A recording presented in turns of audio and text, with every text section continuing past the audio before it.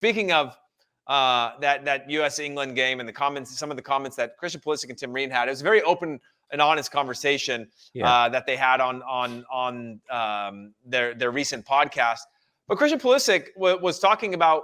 They asked him, "What was there any one moment, one play?" And you could hear it coming from the very beginning of like, was there one single moment? And everybody knows what that moment was. Yeah.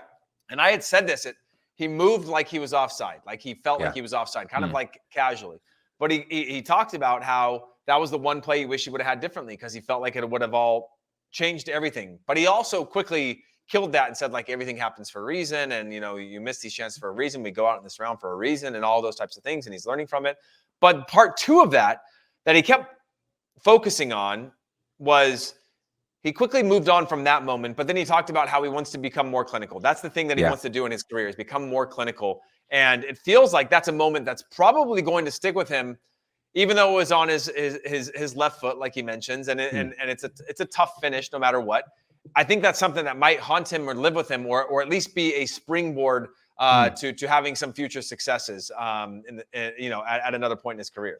I'm glad you mentioned that, because I think of another U.S. soccer legend, former U.S. soccer national team star, Landon Donovan, 2002.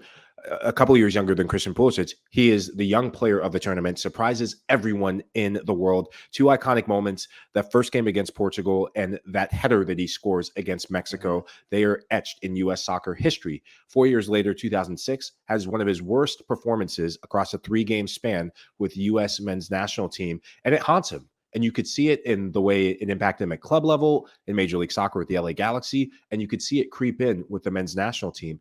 Enter 2010, where he rectifies that with that goal against Algeria, where it had to be Landon Donovan that stepped up and seized the moment. And I think that Christian Pulisic, if he takes care of this and if he addresses this at club level, I think that this could be one of the best things for him, because he will get that opportunity to be more clinical. He will get that opportunity to put away a golden opportunity with the U.S. men's national team. And if he takes care of business sooner rather than later at a tournament like the Gold Cup, that will be significant for them in 2026, because I expect him, alongside a Gio Reyna, who we have to talk about, to be the two main protagonists for the U.S. men's national team. Yeah. Tim Ream at one point talked about the amount of ground that he covered for him as a center back. I think it was like 6.4 miles or something like that he had covered during the game. And that was like his highest. And Christian Pulisic say the same thing. If his numbers were some of the highest, and that sort of the intensity of the game at the international level gets amplified. Talking a little bit about the Gio Reyna controversies that took place. Tim Ream addresses this in the podcast, and he talks about basically saying we handled this internally. It's a done deal. We've moved on from it. We did what we had to do. Gio Reyna did what he had to do. He said that there was no vote from the players, but he also didn't say that there wasn't a vote from the staff. He just said there was no vote from the players, and that leaves me to believe there was still a vote, but it wasn't from the players. It was actually from the staff themselves. But that they addressed it, and that they were able to move on from it, that he was able to come on and put on a decent 45-minute half. Do you think the team itself is past this? And obviously we've got plenty of time to heal this group together. But we've heard speculations about the Reyna and the Berhalter families having a lot of tension. These are royal families in the U.S. soccer circles and very close friends, but there's some tensions between that. Do you think that's behind the team now, or do you think that's going to linger for a bit? Because we know the Weston McKennie thing was in the peak of trying to qualify.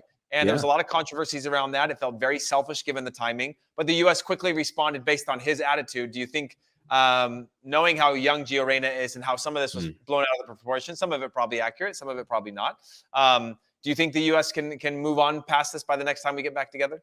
Yeah, I think so. What we saw from the Weston McKennie debacle is time away for the player, first and foremost, from the team does heal wounds. It gives the player time to reflect. And at the end of the day, this becomes all on the player of how do you move forward. Coaches come and go, players come and go. But for a player like Gio Reyna, who will be whoever, if it's Greg Berhalter who stays on as coach for the U.S. men's national team or someone else who takes over, Gio Reyna will be part of this project moving forward. And I think time with his club team, he's still got a lot to play for in the UEFA Champions League, and you will be able to see him on Paramount Plus in the knockout stages, as well as in the Bundesliga. I mean, time away from the men's national team does heal wounds, but it is down to the player and how they take advantage of that time away.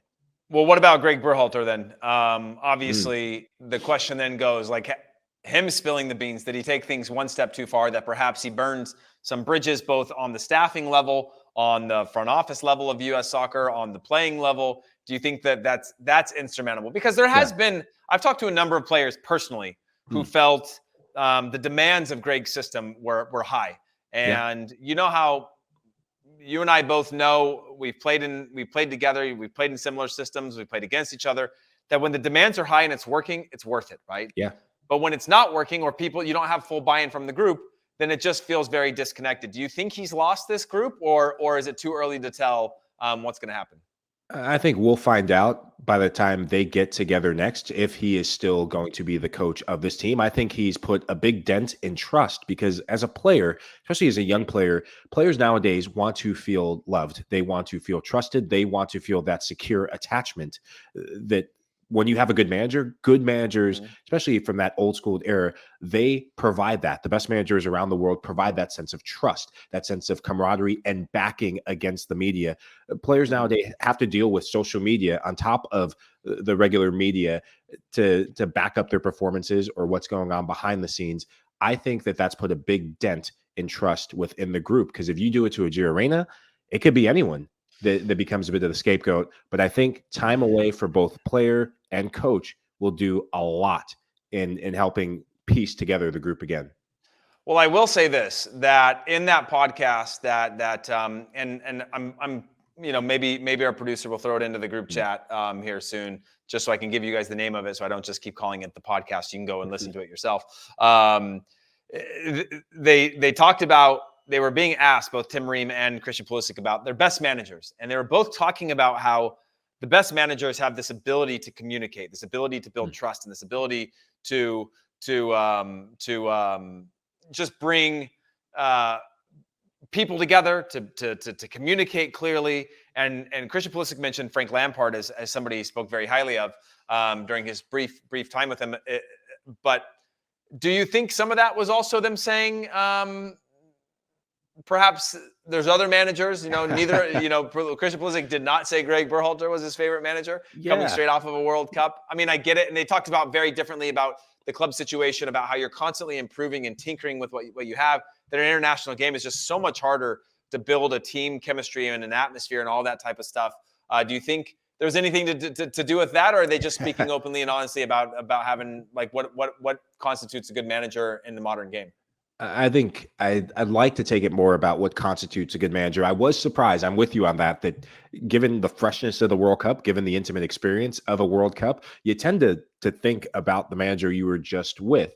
But I was surprised with Christian Pulisic saying Frank Lampard, because remember how that relationship started. Frank Lampard said Christian Pulisic was not good enough to play in the Premier League. I remember that, but Christian Pulisic reacted. It shows that it wasn't just a conversation that Lampard had with the media. I think sometimes good managers say things to get a rise out of a player.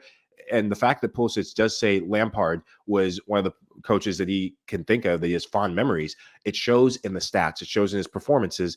He had one of his best, if not his best season to date as a professional with that Chelsea team during the pandemic.